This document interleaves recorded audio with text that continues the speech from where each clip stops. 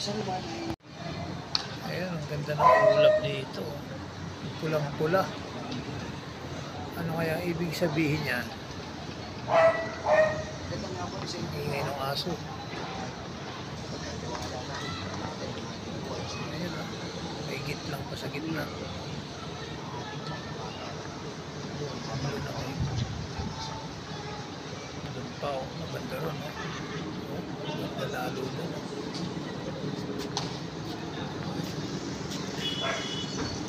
Ganda nung ulap dito. Kasi palubog na yung araw doon banda. Ganda ng ulap. May mapula-pula yung ulap doon.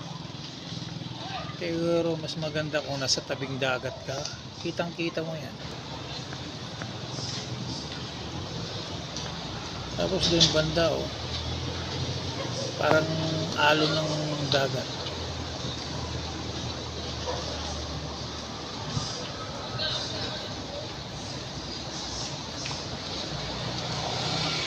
Ayan.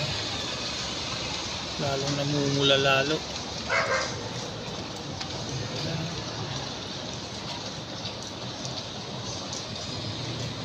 Kitang-kita yung pulang-pula.